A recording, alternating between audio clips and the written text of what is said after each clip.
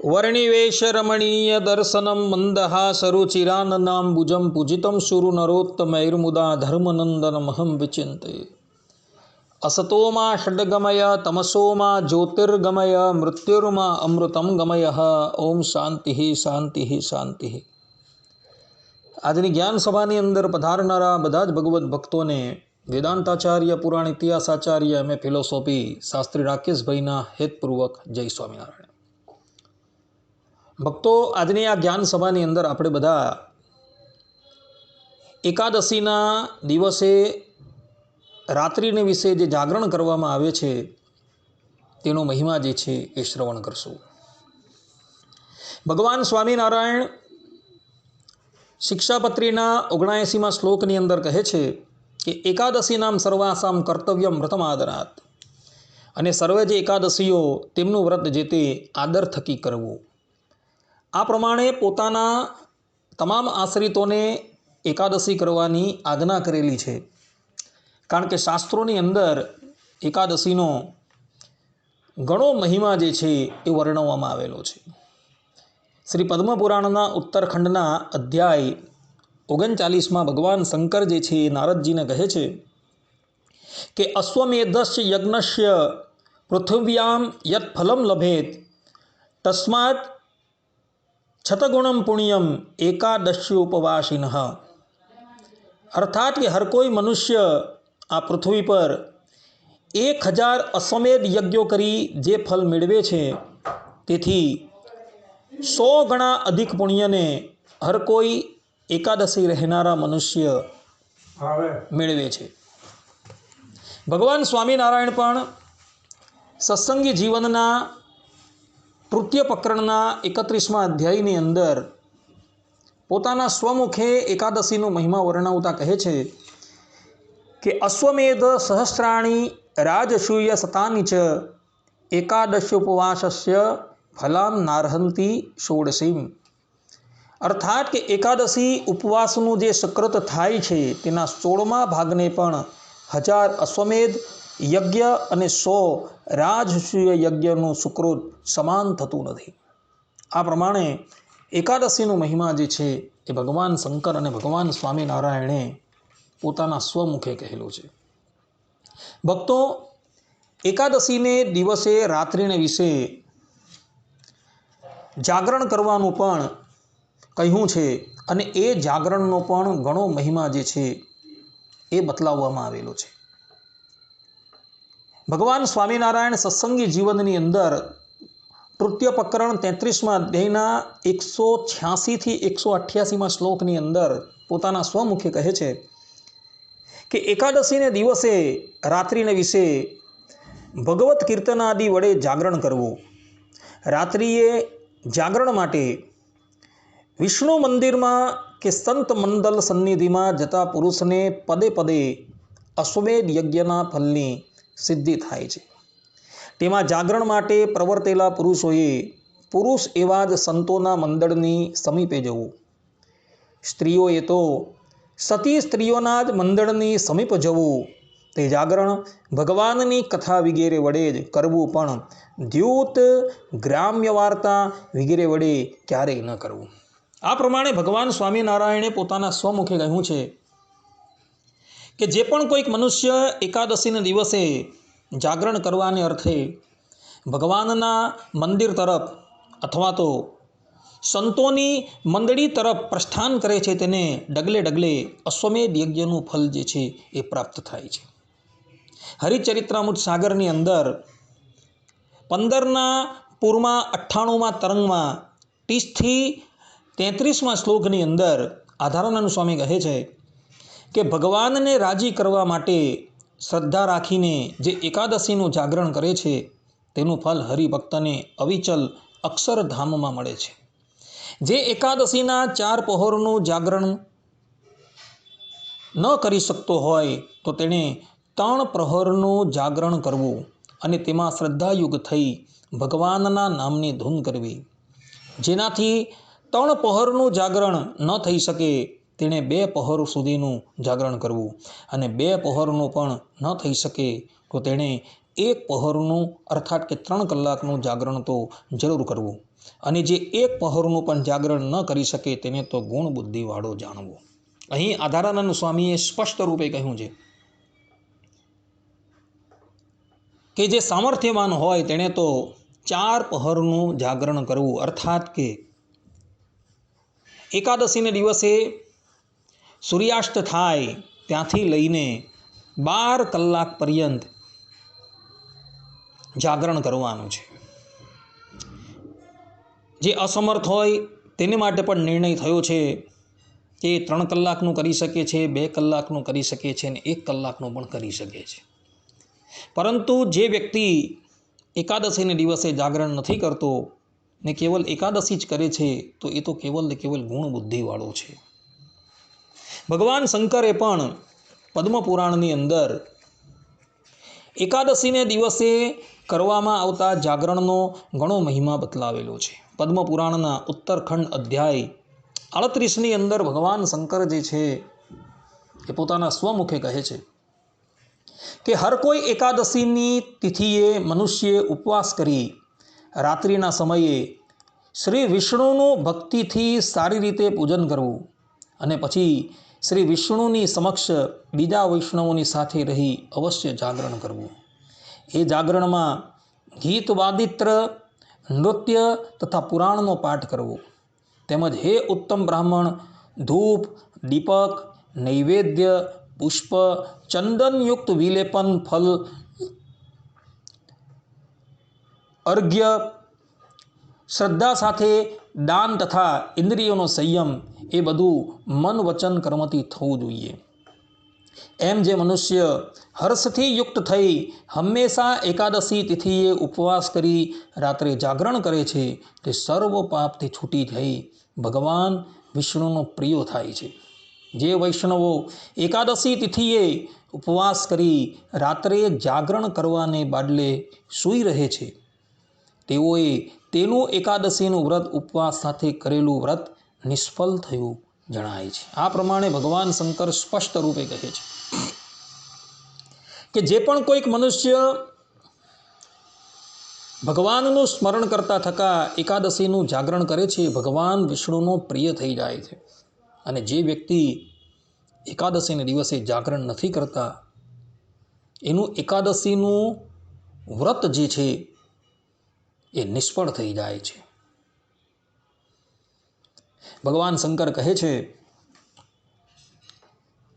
કે હે જ્ઞાની નારદ, વૈષ્ણવી એકાદશીના વ્રતમાં જે જાગરણ કરે છે તેઓ શ્રી કૃષ્ણ પર ભાર ધરાવી જાગ્યા જ કરે છે પણ કદી ઊંઘતા જ નથી, તેમજ વારંવાર મનથી શ્રી કૃષ્ણનું નામ બોલ્યા જ કરે છે. અને તેઓને તો વિશેષ કરી અતિશય ધન્યવાદ પાત્ર જાણવા જોઈએ કે જેઓ આ 11 તિથિએ રાત્રિના સમયે વિશેષ કરી જાગતા રહી શ્રી કૃષ્ણનું નામ મનથી ઉચ્ચારણ જ કરે છે. એમ એકાદશીના વ્રત નિમિત્તે જેઓ જાગરણ કરે છે તેઓને ક્ષણે ક્ષણે ગાયનું દાન કર્યાનું ફલ પ્રાપ્ત થાય છે અને ઘડીએ ઘડીએ તે ગોદાનના પુણ્યથી 4 ગણું પુણ્ય મેળવે છે. અને પ્રહરે પ્રહરે તે ગોદાનના પુણ્યથી કરોડ ગણું પુણ્ય પ્રાપ્ત થાય છે અને 4 પ્રહરે તો તેનું અસંખ્યાત ગણું પુણ્ય પ્રાપ્ત થાય છે. અહીં ભગવાન શંકર કહે છે કે જે મનુષ્ય એકાદશીને દિવસે જાગરણ કરે છે ને એ તો ક્ષણે ક્ષણે ગોદાન કર્યાનું ફલ જે છે એ પ્રાપ્ત કરે છે. માટે ભક્તો, તમે જીવનની અંદર ક્યારેય ગોદાન કરી શકવાના નથી, પરંતુ જો એકાદશીને દિવસે રાત્રિને વિશે ભગવાન વિષ્ણુનું સ્મરણ કરતા થકા 1 પ્રહરનું પણ જો જાગરણ કરશો ને તો ક્ષણે ક્ષણે તમને ગોદાન કર્યાનું ફલ જે છે એ પ્રાપ્ત થશે. ભગવાન શંકર કહે છે કે જે મનુષ્ય એકાદશીની રાત્રે ભક્તિથી 26 ગુણોવાળું જાગરણ કરે છે તે આ પૃથ્વી પર ફરી જન્મતો નથી. એટલું જ નહીં પણ જે મનુષ્ય શ્રી હરિ વિષ્ણુની 11ના દિવસે ધનની કંજુસાઈ કર્યા વિના ભક્તિથી જાગરણ કરે છે તે મર્યા પછી પરમાત્મામાં લય પામે છે. પણ જે મનુષ્ય ધનવાન હોવા છતાં એ પ્રમાણે શ્રી વિષ્ણુના એકાદશી વ્રત નિમિત્તે જાગરણ કરે છે પણ ધનની કંજુસાઈ સાથે કરે છે, તે દુષ્ટાત્મા કપટી મનુષ્ય પોતાના આત્માને સદગતિથી ભ્રષ્ટ કર્યો છે. વળી એમ શ્રી વિષ્ણુ નિમિત્તે જ્યારે જાગરણ કરવાનું પ્રાપ્ત થયું હોય ત્યારે જે મસ્કરી કરે છે તે મનુષ્ય મર્યા પછી 60,000 વર્ષો સુધી વિષ્ઠામાં કીડો થાય છે. તે જ પ્રમાણે જે બ્રાહ્મણ વેદનો જાણકાર હોય છતાં એ શ્રી વિષ્ણુની તિથિ એકાદશીના જાગરણકારે નૃત્ય કરી વિશેષ કરી મસ્કરી કરવા આવ્યો હોય તે ખરેખર ચાંડાલ કહેવાય છે. અહીં ભગવાન શંકર જે છે એ બધા જ સાધકોને ખબરદાર કરે છે કે જે મનુષ્ય એકાદશીનું જાગરણ કરે છે અને એ જાગરણની અંદર જે લોકો ઠઠ્ઠા મસ્કરી કરે છે ને એ બધાની દુર્ગતિ થાય છે. માટે એકાદશીને દિવસે જ્યારે તમે જાગરણ કરતા હોવ ત્યારે ગ્રામ્ય વાત છે, ઠઠ્ઠા મસ્કરી છે, એ બધી જ વસ્તુનો ત્યાગ કરવાનો છે. એ મનને એકાગ્ર કરીને ભગવાન વિષ્ણુનું સ્મરણ કરવાનું છે, કીર્તન કરવાનું છે, તો તમે બધા જે છે એ એના યથાર્થ ફલથી યુક્ત થશો. અન્યથા એકાદશીના જાગરણની અંદર જે પણ કોઈક વ્યક્તિ ઠઠ્ઠા મસ્કરી કરે છે, ગ્રામ્ય વાર્તા કરે છે, તેની તો દુર્ગતિ થાય છે એવું ભગવાન શંકર અહીં કહી રહ્યા છે. ભગવાન શંકર અકાળી કહે છે, જે મનુષ્ય એકાદશીનું વ્રત કરી તે નિમિત્તે આંખનો એક પલકારો કે અડધો પલકારો પણ જો જાગરણ કરે છે તો ધર્મ અર્થ કામ તથા મોક્ષના અવિનાશી પદને પામે છે. પણ જે મનુષ્ય કાયમ વેદશાસ્ત્રના અધ્યયનમાં તત્પર રહેતો હોય તેમજ હંમેશા યજમાનો પાસે યજ્ઞોને કરાવ્યા કરતો હોય છતાં વિષ્ણુની તિથિ એકાદશીનું વ્રત કરી તે રાત્રે જ્યારે જાગરણ કરવાનું આવ્યું હોય ત્યારે જો નિંદા કરે છે તો મર્યા પછી નીચ ગણાતી જાતિમાં જન્મે છે અને આખરે નરકમાં જાય છે. વળી જે મનુષ્ય મારી શિવની પૂજા ખૂબ કરી અને બીજી બાજુ શ્રી વિષ્ણુની નિંદામાં તત્પર રહે છે તે મર્યા પછી પોતાના પેઢીઓના પૂર્વજોની સાથે અવશ્ય નરકને પામે છે. આ પ્રમાણે ભગવાન શંકરે સ્પષ્ટ રૂપે કહ્યું છે કે એક નિમિષનું કે એક પલકારાનું કે અડધા પલકારાનું પણ જે મનુષ્ય જાગરણ કરે છે ને તેને ચારેય પુરુષાર્થની પ્રાપ્તિ થાય છે. પરંતુ સાથે સાથે કહ્યું છે કે કોઈ બ્રાહ્મણ છે જે વેદાંગનું પંડિત છે અને હંમેશા યજમાનો પાસે યજ્ઞ કરાવવાની અંદર તત્પર છે, પરંતુ એકાદશી વ્રત રહી જો રાત્રિને વિશે જાગરણ કરતો નથી ને તો એ વ્યક્તિની દુર્ગતિ થાય છે. અને જે મનુષ્ય શિવનો ભક્ત હોય અને વિષ્ણુની નિંદા કરે છે ને અથવા તો વિષ્ણુનો ભક્ત હોય ને શિવની નિંદા કરે છે એ લોકો મૃત્યુ બાદ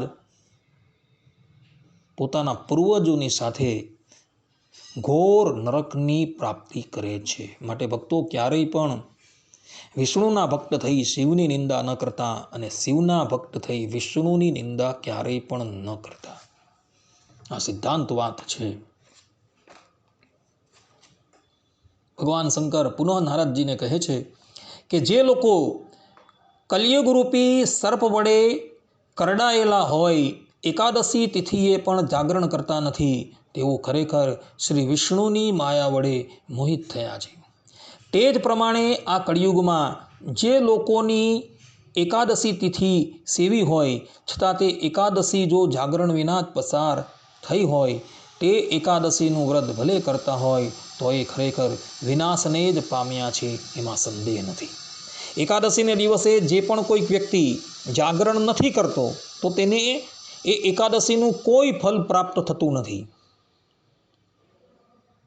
અને એ વ્યક્તિ જે છે એ એકાદશીના ફલથી વંચિત રહેવાથી અંતે જતાં વિનાશ પામી જાય છે એવું ભગવાન શંકર અહીં કહી રહ્યા છે. ભગવાન શંકર પુનઃ નારદજીને કહે છે કે હે પુત્ર નારદ, શ્રી વિષ્ણુના નિમિત્તે એકાદશીની રાત્રે જાગરણ કરવાથી 1000 અશ્વમેધ તથા 10,000 વાજપેયી યજ્ઞનું ફલ મળે છે. તેનાથી કરોડ ગણું પુણ્ય પ્રાપ્ત કર્યું ગણાય છે. વળી હે બ્રાહ્મણ નારદ, શ્રી હરિના એકાદશીના વ્રત નિમિત્તે જાગરણ કરી હર કોઈ મનુષ્ય પોતાના પિતાના પક્ષના, માતાના પક્ષના તથા પોતાની પત્નીના પક્ષના બધા કુળોનો ઉદ્ધાર કરે છે. પરંતુ એકાદશી તિથિનો ઉપવાસ દસમ તિથિ વડે વિંધાયો હોય તો તે એકાદશીના વ્રત નિમિત્તે શ્રી હરિનું પૂજન તથા જાગરણ કર્યું હોય તથા જે દાન આદિ કર્યું હોય તે બધું કૃતજ્ઞને કરેલ ઉપકાર વગેરેની બેઠે વ્યર્થ જાય છે. અહીં ભગવાન શંકરે એકાદશીના જાગરણનો મહિમા બતાવતા કહ્યું છે કે જે વ્યક્તિ એકાદશીને દિવસે રાત્રિને વિશે જાગરણ કરે છે તે 1000 અશ્વમેધ યજ્ઞનું ફલ, 10,000 વાજપેયી યજ્ઞનું ફલ એ પ્રાપ્ત કરે છે. પરંતુ એ એકાદશી જે છે એ દસમીના વેદવાળી ક્યારેય પણ ન કરવી. દ્વાદશીના વેદવાળી એકાદશી કરવામાં દોષ નથી, પરંતુ દસમીના વેદવાળી એકાદશી ક્યારેય પણ કરવી નહીં. અન્યથા દસમીના વેદવાળી એકાદશી જો કરવામાં આવે તો એ જે પણ કોઈક વસ્તુ એ એકાદશીને દિવસે દાનમાં આપે છે કે એકાદશીને દિવસે મહાપૂજા કરે છે એ બધી જ વ્યર્થ થાય છે. દસમીના વેદવાળી એકાદશી ગાંધારીએ કરેલી તો એણે એના 100 દીકરાઓનું મૃત્યુ જોવું પડેલું. આ વાત ગરુડ પુરાણની અંદર લખેલી છે ભક્તો. માટે ભક્તો ક્યારેય પણ ભૂલ ન કરતા. ભગવાન સ્વામિનારાયણ તો ત્યાં લગીન કહે છે સત્સંગી જીવનના તૃતીય પ્રકરણની અંદર કે એકાદશીની તિથિનો નિર્ણય કરવામાં વિદ્વાનોની અંદર મતભેદ થઈ જાય તો શુદ્ધ દ્વાદશીનો ઉપવાસ કરવો. ને આ જ વાત ધર્મસિંધુની અંદર કાશીનાથ ઉપાધ્યાયે પણ કહેલી છે. માટે ભક્તો ક્યારેય પણ એકાદશી દસમીના વેદવાળી કરતા નહીં. અન્યથા તમે જે પણ કંઈક કરશો એ બધું જ વ્યર્થ થઈ જશે. માટે શાસ્ત્રોની અંદર જે પ્રમાણે કહ્યું છે એ જ પ્રમાણે કરવાનો આગ્રહ રાખજો. તો તમે એકાદશીના પુણ્યને યથાર્થપણે પ્રાપ્ત કરી શકશો. ભગવાન શંકર જે છે એ પુનઃ નારદજીને કહે છે કે જે મનુષ્ય જેટલા એકાદશીના દિવસો સુધી વ્રત કરીને પણ તેના જાગરણ કર્યા વિના વસે છે અર્થાત કે રહે છે તેઓ તેટલા હજારો વર્ષ સુધી રૌરવ નરકની અંદર નિવાસ કરીને રહે છે. એકાદશીનું વ્રત કરે પરંતુ જાગરણ ન કરે તો ભગવાન શંકર કહે છે કે એવો મનુષ્ય જે છે એ રૌરવ નરકની અંદર જઈને પડે છે. માટે ભક્તો એકાદશીનું જાગરણ અવશ્ય કરજો એવું ભગવાન શંકર અહીં કહી રહ્યા છે. ભગવાન શંકર પુનઃ કહે છે કે જે મનુષ્યે એકાદશી ઉપરનું 12નું વ્રત કરી તે વ્રતના જાગરણ માટે તથા શ્રી વિષ્ણુના દર્શન નિમિત્તે જેટલા પગલાં તે શ્રી કેશવ ભગવાનના મંદિર તરફ જાય છે તેટલા હજારો વર્ષો સુધી તે સ્વર્ગમાં વાસ કરે છે. એટલું જ નહીં પણ એકાદશીના જાગરણ નિમિત્તે શ્રી વિષ્ણુ ભગવાનના મંદિરે જતા મનુષ્યને હજારો અશ્વમેધ યજ્ઞ કર્યાનું ફલ પ્રાપ્ત થાય છે. અને એમ તે જાગરણ નિમિત્તે શ્રી વિષ્ણુના મંદિર તરફ જતા લોકોના બંને પગની રજના જેટલા કણો જમીન પર પડેલા હોય તેટલા હજારો વર્ષો સુધી તે જાગરણ કરનારા સ્વર્ગમાં વસે છે. ભગવાન શંકર જો અહીં બહુ મોટી વાત કરે. જે વાત ભગવાન સ્વામિનારાયણે સત્સંગી જીવનમાં કહેલી છે તે જ વાત અહીં ભગવાન શંકર પણ કહી રહ્યા છે કે એકાદશીના જાગરણની અંદર જનારો વ્યક્તિ જે છે એ ડગલે ડગલે અશ્વમેધ યજ્ઞનું ફલ પ્રાપ્ત કરે છે. એના ચરણને સ્પર્શ થયેલી રજ જે છે એ જેટલી રજ એના ચરણને સ્પર્શ થાય એટલા વર્ષ પર્યંત એ વ્યક્તિ જે છે એ સ્વર્ગની અંદર જઈને રહે છે. માટે ભક્તો, થોડા ઉપાયે જો વધુ લાભ પ્રાપ્ત થતો હોય તો એ લાભ અવશ્ય ગ્રહણ કરી લેવો. કારણ કે એકાદશીનો શાસ્ત્રોની અંદર એટલો મહિમા બતલાવવામાં આવેલો છે. ભગવાન શંકર પુનઃ કહી રહ્યા છે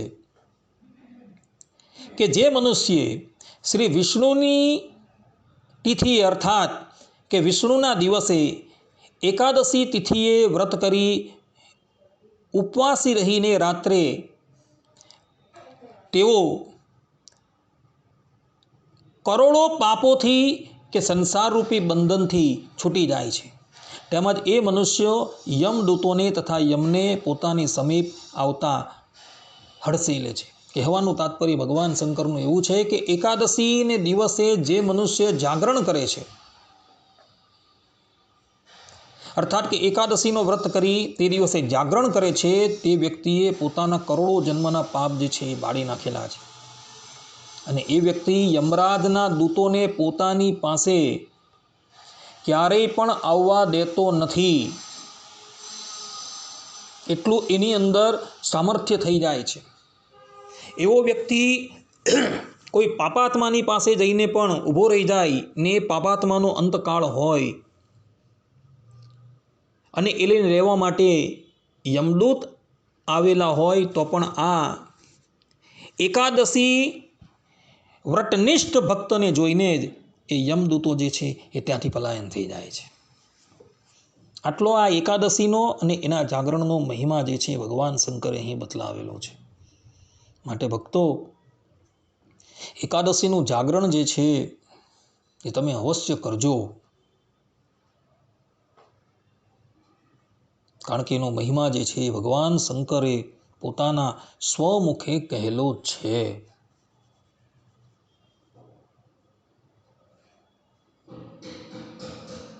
શાસ્ત્રોની અંદર જે પ્રમાણે આ જાગરણ કરવાનું કહ્યું છે એ પ્રમાણે વિધિસર તમે જાગરણ કરજો.